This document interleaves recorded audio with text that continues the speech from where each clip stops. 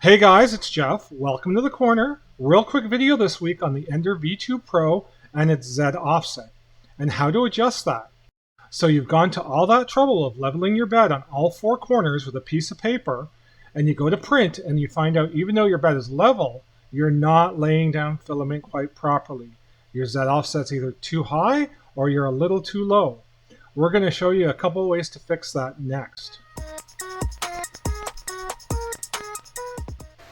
So I'm going to get a quick little print going. What I've done is I've gone in the Prusa slicer and made a 50 mil by 50 mil by 0.2 mil box.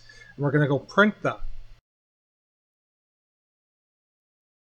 You're going to go into your settings, you're going to go into tuning, and you're going to scroll all the way down to find your baby stepping.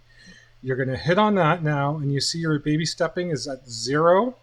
In baby stepping, what we're going to do is turn the wheel, and if you hit the plus side, you're moving away from the bed, and if you hit the minus side, you're getting closer to the bed.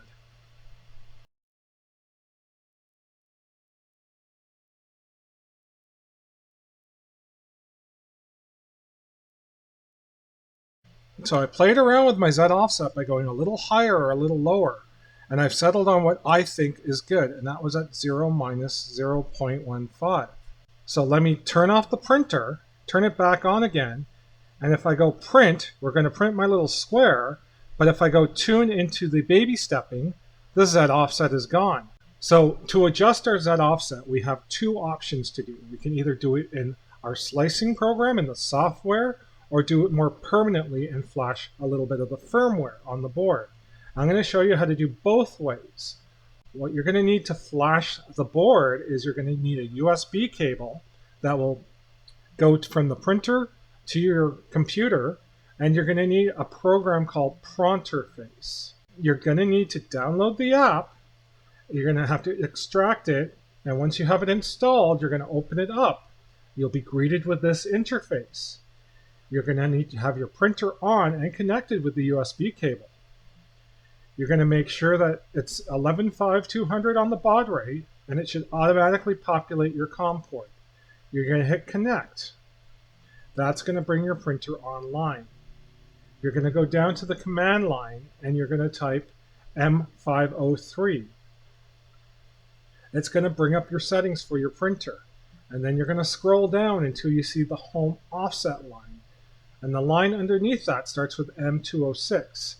This is going to be your home offsets. Now the one you want to familiarize yourself with is the Z offset. Notice how it's at 0. So it's really simple to do this in the firmware version. You're just going to go down the command line again. You're going to hit M206, and then you're going to choose your Z offset, and you're going to put that here.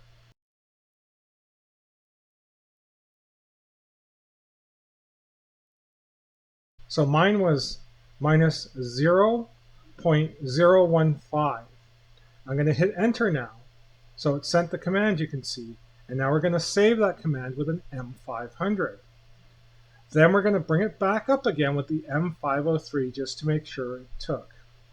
So now you can see your home offset now. You notice how it's only at 2 decimal points, but it will save the 5 OK. So mine was minus 0.015. So it's just there. It just doesn't show it.